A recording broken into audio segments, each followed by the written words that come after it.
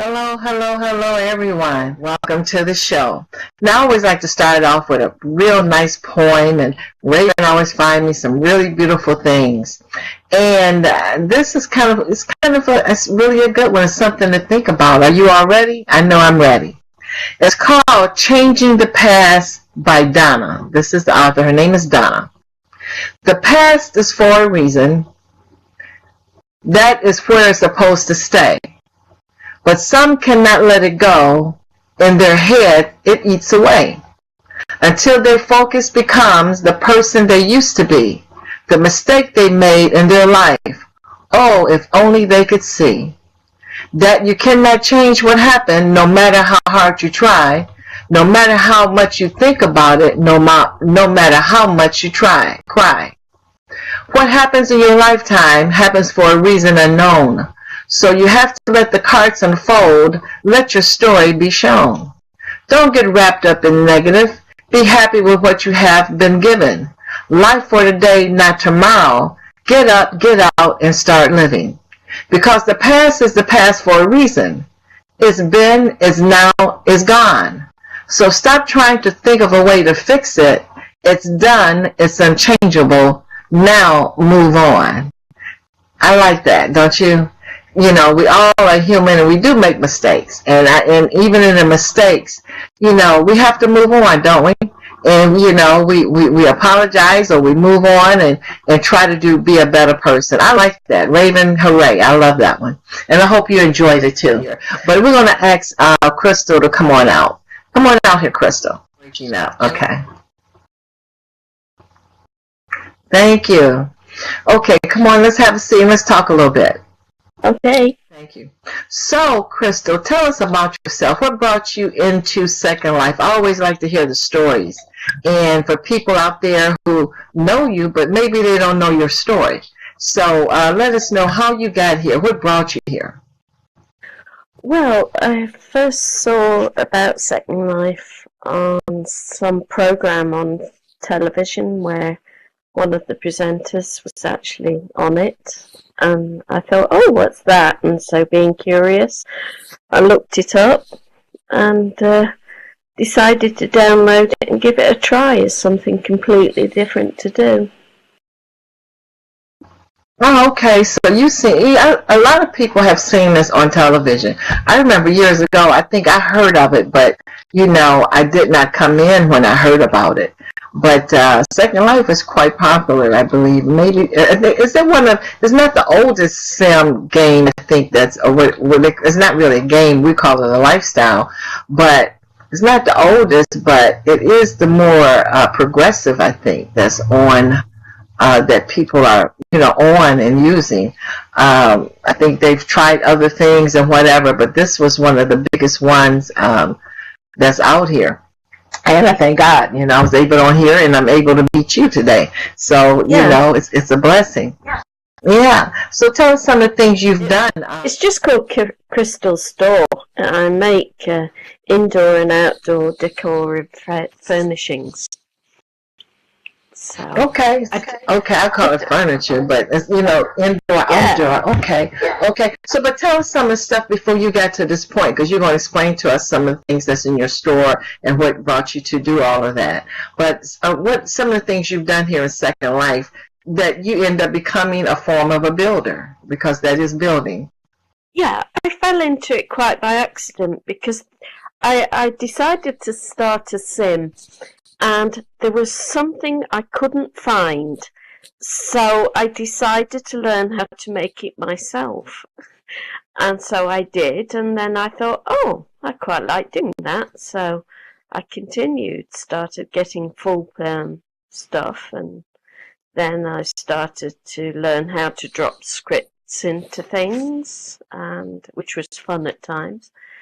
And and learn how to texture and just basically learn how to put things together that I wanted to see in Second Life. Now, you know what? I like scripting too. I mean, I dibble and dabble with it. I change a color.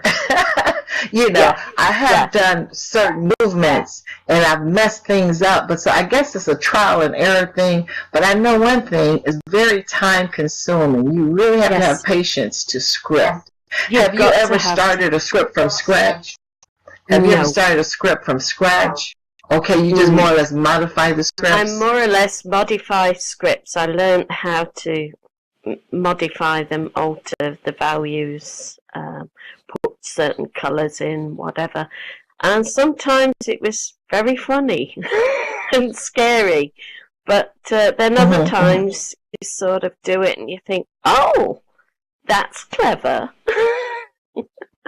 Yeah, it's almost like you got to really write it down. Huh? Yeah. My favourite thing is like the lions behind you at the moment is putting poses into things now to use as pose props on Sims. I like doing that.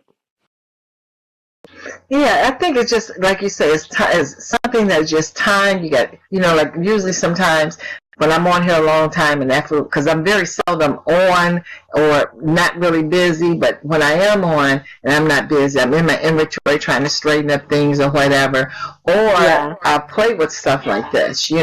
I'll get something and try to re-script and try to see, now wait, some of this is movement. I'm trying to get into some of the movements and things, and some things they give you the script and it's like, what the world is all of this? How am I to modify all of this, but like you said, it's trial and error, especially if you got something that's copyable and you can modify it, you can actually play with it, and like, okay, this work, that don't work until you really get it. But I think if you got with it modifying enough that you'll probably be able to make one from scratch if you really put your mind to it. Possibly. I haven't done that yet. Maybe one day. One day. And when you do, let me know. Let me know. I will. With you. Because I've been trying to modify these sets and chairs, because it's hard. Most of our chairs here, couches and chairs here in Second Life, they're made for romance too, and things. Yeah. And when I have a chair up here, I don't want somebody to sit down and they be in a romance mode, and I'll be trying to take things out and put them in or just be on the business. You can sit as a male and a female. And, sometimes I'll work it out and sometimes I can't. Sometimes they be sitting on the floor and whatever else. I'm saying that's something else. I know the padding, but I do know things like that. Somebody help Cookie hear. She can't hear Raven. Maybe you can help her hear the show. But anyway, so you got into scripting and whatever, and so now tell us about what you're doing now.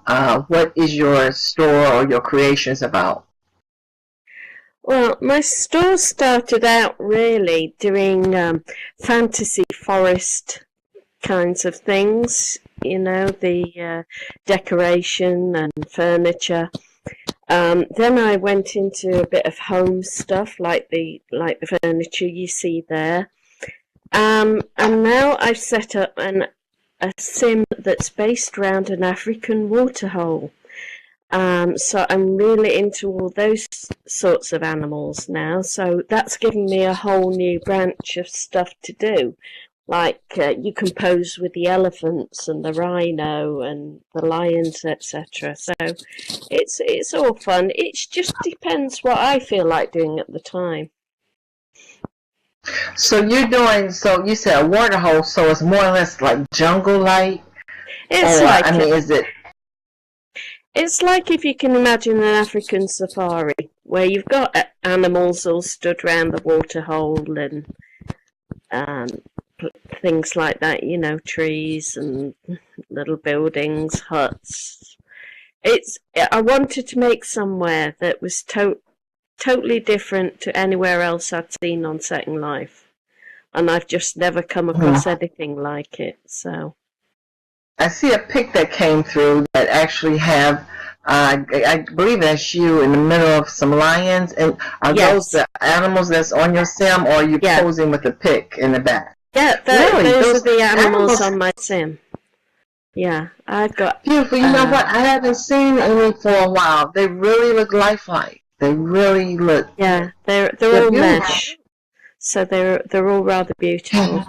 I do the giraffes, elephants, lions, leopards. You know, most of the African ones. Yeah, like the gazelles. So now, in doing this, is this open to the public? What you have, yes, it is. The waterhole?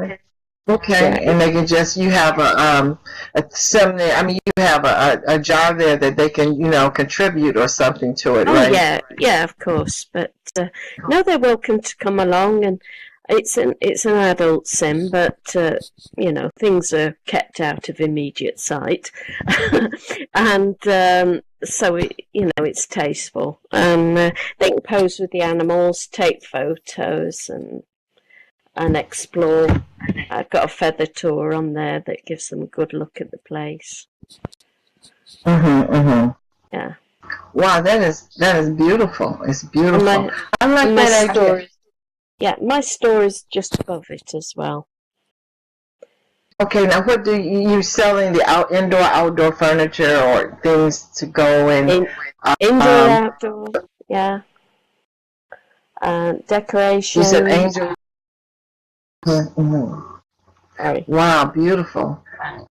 Yeah, okay, stones that you can put in front of your house and things like that. Okay. I like the stone in the back too. That's like a stone wall back there. I like that too. So, beautiful.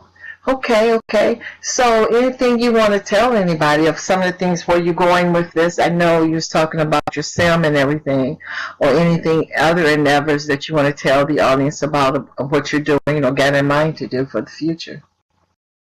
Well, I'm also a big part of quite a busy social sim on Second Life called Elven Forest, which is basically for fantasy folks like elves, fairies, satyrs, etc. And humans too. They're very welcome.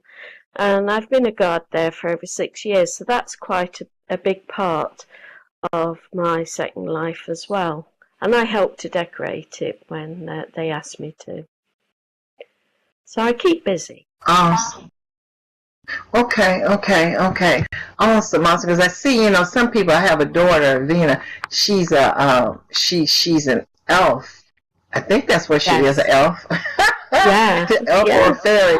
She dresses like that, but she's not really a part of the community, not really, but she just liked the, like some people like, she liked the outfits and whatever. So I see you with the ears and stuff. So I figured that you were, but sometimes people just like the, the makeup of them and the look of them.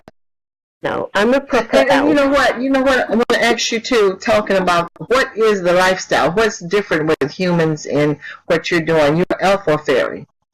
I am an elf. I've been an elf. So what's the difference? What's the difference? Well, elves tend to be, some would say quieter, but people would probably disagree with that where I'm concerned for some reason. But no, we tend not to have wings, although some of us can.